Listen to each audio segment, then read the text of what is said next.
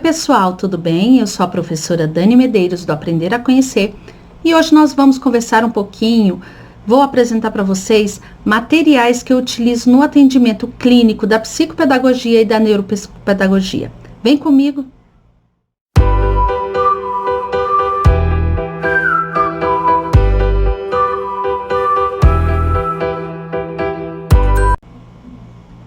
Então, no vídeo de hoje eu quero conversar um pouquinho sobre uma dúvida que eu também tinha antes de iniciar meus atendimentos clínicos, tanto dentro da psicopedagogia como da neuropsicopedagogia.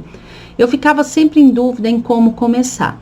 Eu já fiz um vídeo aqui dando os passos de como criar e como realizar uma anamnese, que é um documento muito importante para que esse atendimento seja iniciado. E aí, no decorrer da nossa conversa desse vídeo, eu vou apresentar alguns materiais que são essenciais. É claro que cada montagem, para cada sessão, para cada atendimento, você realiza uma montagem de materiais diferentes. Vai muito da demanda que o seu paciente traz, da idade que o seu paciente traz, se ele traz alguma hipótese diagnóstica. Tudo isso tem que ser considerado.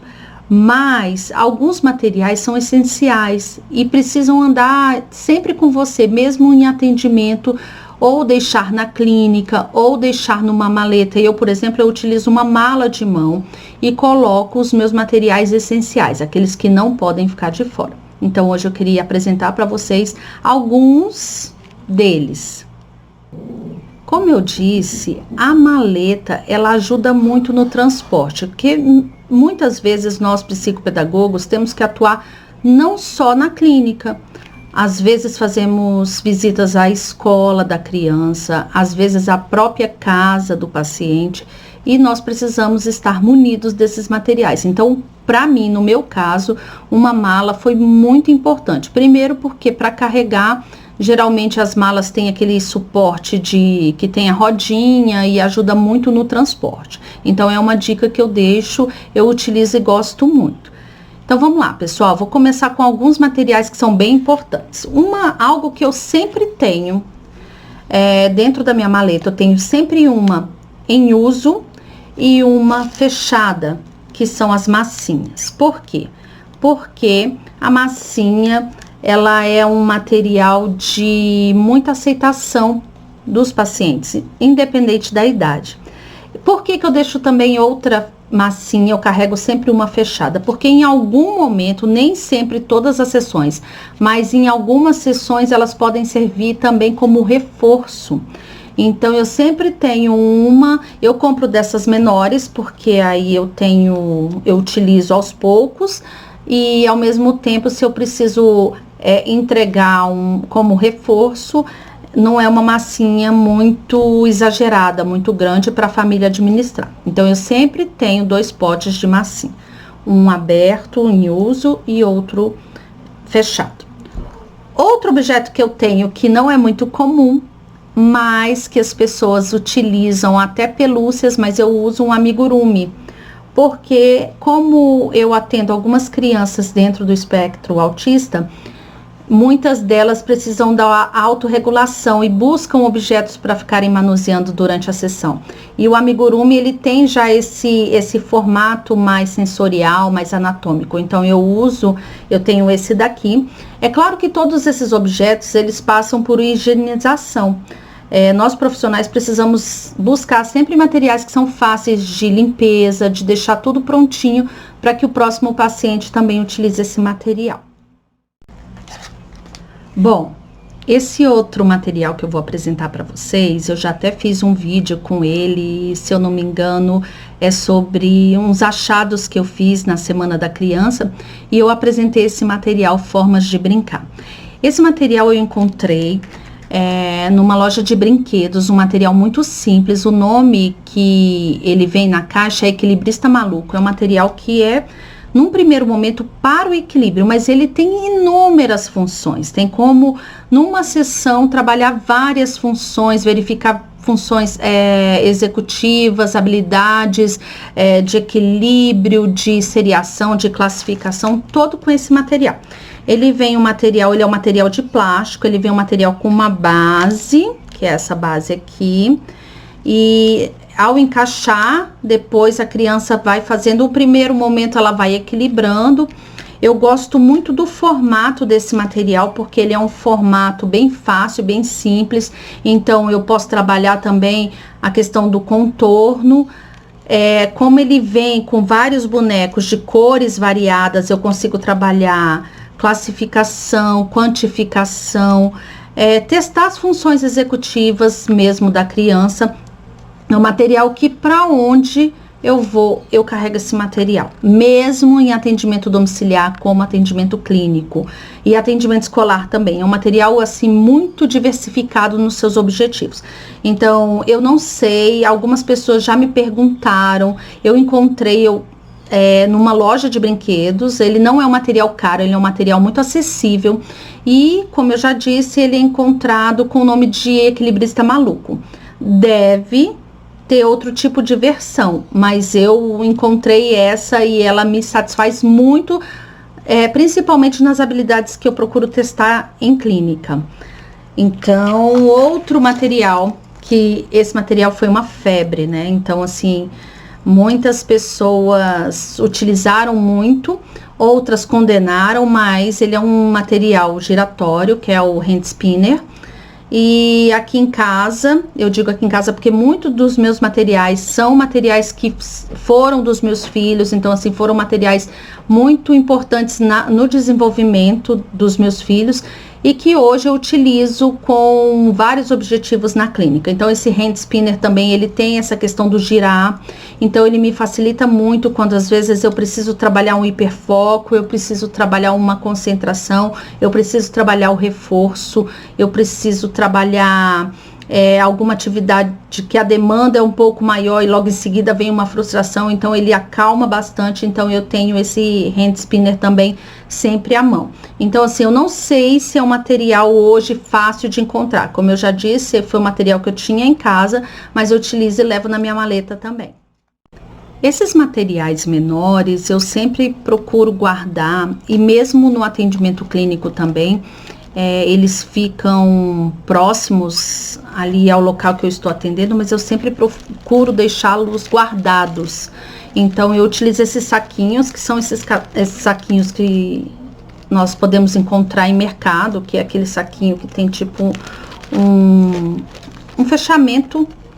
E então eu utilizo na sessão, depois da higienização eu já coloco e guardo separado, porque também isso facilita muito na hora da montagem da próxima sessão, porque como eu já iniciei o vídeo falando, cada sessão eu vou montando conforme a demanda e conforme o caso ali atendido. Outro material que também eu guardo em saquinho, porque é um material pequeno, um material muito simples, um material feito de feltro, são dedoches. Nesse caso aqui eu tenho uma historinha em dedoche, que é a do gato xadrez, mas necessariamente eu não tenho só essa do gato, eu tenho outros tipos de dedoche. Isso ajuda muito, muito na oralidade, na questão do faz de conta, na brincadeira do jogo simbólico. Então, muitas vezes eu trabalho na questão da conexão desse olhar, do contato visual. Então esses materiais que eu manuseio, que eu coloco nas mãos, eles são muito utilizados. Como eu disse, esse aqui é de uma historinha, porque aí eu já fiz com essa intenção também. Na verdade eu ganhei esse material com uma intenção de um livro, de contar uma história, mas eu utilizo esse material para vários objetivos, vários atendimentos. Então assim, principalmente com a criança pequena, que ela tem uma necessidade muito grande de ter momentos que atraiam e momentos que tragam para ela melhor compreensão. Então eu acredito que todo esse material concreto traz a exploração não só desse momento, mas também desse ambiente que ela está, geralmente um ambiente clínico, é um ambiente diferente da sua casa, então esses materiais ajudam nessa conexão também da criança. Então, seguindo com esses materiais que auxiliam, ajudam no faz de conta, no jogo simbólico eu trago também outros materiais que oportunizam esses momentos também. Por exemplo, essa casinha aqui, ó. É uma casinha de madeira. Geralmente, essa eu encontrei numa loja de decopagem, onde vende material de madeira, tinta, mas é uma representação de uma casa. Então, eu tenho essa casinha, porque muitas vezes eu preciso avaliar algumas questões que com o jogo simbólico, com o brincar simbólico, a criança traz ali expresso para mim. Então, eu tenho essa casinha e tenho também, vou colocar aqui, tapetes, esse eu vou abrir ele todo, deixar assim. Esse é um tapete que eu encontrei, que ele tem uma autopista. Ele é demarcado, né, com os espaços do carrinho. Então, geralmente eu tenho também miniaturas de carrinho e a criança brinca. E por que isso é tão importante? Porque muitas vezes eu preciso avaliar o brincar da criança. Na maioria das vezes eu preciso avaliar como a criança brinca, se ela tem um brincar com uma intenção, se é um brincar funcional. Então são nessas situações que a criança me mostra se ela tem ali uma dificuldade ou uma facilidade, ou ela está dentro ali do que é esperado. Então eu tenho sempre esses materiais que trazem essa oportunidade para que a criança se expresse. E aí, continuando, esse aqui é um material, uma colega me cedeu semana passada. Ele é um material que, ele já até é um material usado, né, foi bastante usado pelos filhos, como eu tenho dito, né, às vezes nós temos esses materiais em casa, então, que já utilizamos com os nossos filhos. Ele é um material muito interessante porque ele é um palhacinho que você coloca na mesa e ele, ao mesmo tempo, ele é uma balança. Então, a criança trabalha ali várias funções executivas, questão de tamanho, de peso, de cor. Então, ele é um material que, assim, não dava para deixar passar. Então, é um material muito utilizado também. Trago também, ó, sempre em saquinho, porque... E outra coisa, o saquinho me favorece muito, porque eu sei que eu já higienizei e guardei. Então, sempre volta para o saquinho já higienizado. Então, também é um controle que eu faço de qualidade, né? De oferecer e ofertar um material sempre apto ali para as crianças manusearem. Isso aqui são aquelas bolinhas que nós encontramos. Essa eu comprei numa feira, né? De brinquedos infantis. E são aquelas bolinhas que servem de autorregulação. Elas são macias, ao mesmo tempo ela tem um líquido. Ela tem um líquido aqui dentro, uns brilhinhos. Ela faz muita função do pote da calma, tá bom? Outros materiais que eu tenho também, que eu sempre tenho bem próximo de mim nos atendimentos: etiquetas, adesivos, envelopes. E aí você me pergunta, para criança? Não só para criança, até para adolescente eu já utilizei esse material. Então é um material também bacana. Tá ali em casa, sobrou, junta, porque no momento ele será muito importante, assim como os papéis. Esses aqui eu carrego também. Vou tirar aqui para mostrar. Bloquinhos de papéis, esses blocos de notas. Eles servem para criança, né? A criança maior que já escreve. Então, muitas vezes eu já atendi uma criança que me pediu uma folha para escrever. Ela gostaria de escrever. Então, ela utilizou folhas desse caderno, né? Desse bloco de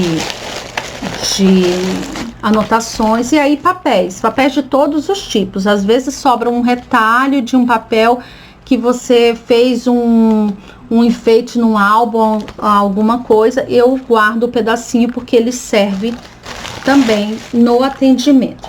Levo também o meu material de expediente. Tá vendo que sempre muito guardadinho em saquinho?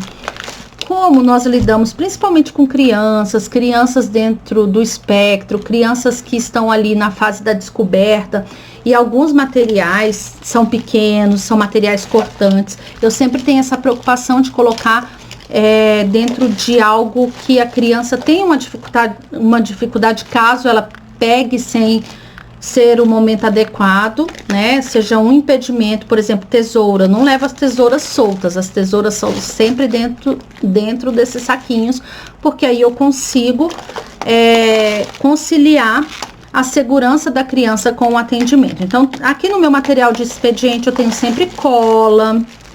Por que que eu tô falando sobre isso? Porque precisamos saber que dentro de um atendimento esses materiais muitas vezes são necessários, são solicitados. Tem uma lupa, é algo bem inusitado, mas eu tenho uma lupa. Tenho lápis com um pegador, olha esse pegador para realizar o movimento de pinça, pega. Tem tesoura. Aí no caso, por exemplo, se eu for trabalhar a questão do cortar e recortar, eu utilizo outros tipos de tesoura. Essa minha aqui é uma de plástico, é uma tesoura bem simples. Para o atendimento que eu vou fazer, ela me serve. Pincel, canetas. Essas são geralmente do meu uso, mas eu carrego também dentro dessa mala. Gente, é uma mala de mão, viu? Não é uma mala grande, cabe tudo isso. Eu trago aqui, ó, esse estojo. É um estojo tipo de maquiagem, mas que na mão de uma psicopedagoga, de uma professora, ele vira um estojo de materiais. Aqui tem canetinha, lápis de cor, lápis de escrever, tem apontador, porque muitas vezes eu utilizo também o registro da criança, do meu paciente.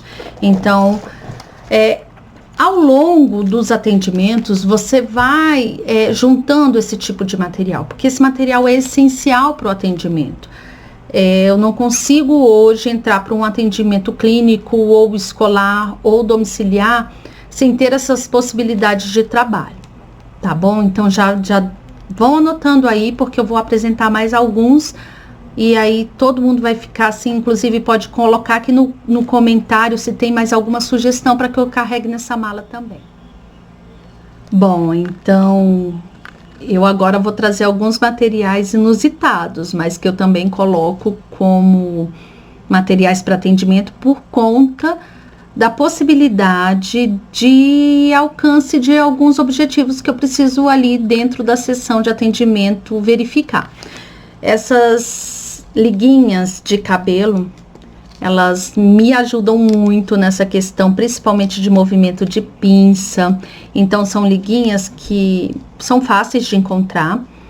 Nessas lojas que vendem utilidades, a gente encontra, olha aqui, essa aqui eu encontrei até uma embalagem que vem com muitas. Então, liguinhas, durex, por incrível que pareça, muito importante no atendimento, durex transparente e durex colorido também, com alguns motivos, nesse caso dinossauro, porque dinossauro também é assim um recordista de hiperfoco, então me ajuda muito. Essa fita aqui me ajuda muito, eu comprei numa casa de construção. É uma fita que é para decoração de quarto. Sabe quando a gente pede comida em casa e que vem esses garfinhos e faquinhas, eles já vêm embalados? Então eu sempre guardo alguns, porque eu trabalho aqui tanto o espetar do garfinho quanto o cortar da faquinha. E eles são de plásticos, eles não oferecem risco, então é um material bem bacana também. Eu tenho essas ligas de silicone que também são compradas, apesar de serem de plástico, de silicone, inofensivas aparentemente. Esse material a criança nunca manuseia sozinha. A maioria do material a criança nunca manuseia sozinha. Ela sempre está sob supervisão. Mas é porque é uma liguinha menor, então ela tem que ter uma intencionalidade muito clara, porque objetos pequenos, mesmo a criança já crescidinha, é sempre bom ter muito cuidado. Eu tenho essas réguas aqui. Nem todo mundo tem esse tipo de régua. Foram réguas vendidas há muitos anos atrás, porque, como eu disse, elas foram dos meus filhos, mas são réguas como se fossem molde vazados. E elas são muito bacanas para o atendimento. Eu tenho várias delas. Eu carrego também, olha, dentro desse saquinho são algumas que eu tenho. Mas, Dani, como que eu vou achar um material como esse? A função dessa régua, num primeiro momento, é de molde vazado. Então, assim, você pode fazer, inclusive, de papelão, de um papel um pouquinho mais rígido, mais forte, que não vai, ali, num primeiro momento, se estragar. Então, é só uma dica. Esses tic-tacs, que geralmente também encontra, é muito fácil de encontrar nessas mesmas lojas que a gente encontra essa liguinha de cabelo. Porque o tic-tac, ele tem todo esse movimento que me facilita essa pega, esse movimento de pinça, essa pressão, essa força. E é um material bem fácil, bem tranquilo de achar. Tenho também, é claro, que não uso sempre, uso com a autorização dos pais, mas eu tenho guardadinho, tá vendo que essa é uma caixinha? Foi uma caixinha de aniversário, mas é uma caixinha que o fechamento dela não é tão fácil. Ó, eu preciso fazer uma pressão, então eu tenho também alguns doces. Ah, mas você utiliza sempre? Não utilizo sempre, mas já aconteceu de utilizar como reforço um pirulito ou um bis, né, algo desse tipo, até porque era o reforço que a criança estava condicionada em casa. Então, foi assim, com a autorização, permissão da família e com essa parte muito bem combinada. E para finalizar no caso, essa montagem, eu tenho esse borrifador. E agora, com essa questão da higienização, do álcool gel sendo mais exigida e mais necessária, não só exigida, mas tão necessária, eu tenho esse borrifador, eu coloco o álcool gel nele, mas também na hora de higienizar tanto as mãos como alguma atividade, eu permito que a criança faça, porque ele tem esse movimento todo de tônus, que eu gosto muito de trabalhar, e também um borrifador, podemos trabalhar vários outros objetivos. Então, esse borrifador agora ele caminha junto comigo dentro da minha maletinha também, e é uma super dica. Bom, pessoal, espero que vocês tenham gostado. É um pouco da minha experiência que eu gosto de compartilhar com vocês. Já convido a todos, deixem aqui os comentários, façam a inscrição no canal e também dê um like nesse vídeo. Vamos fazer essa mensagem chegar a quem precisa dela. E até o próximo vídeo. Tchau, tchau!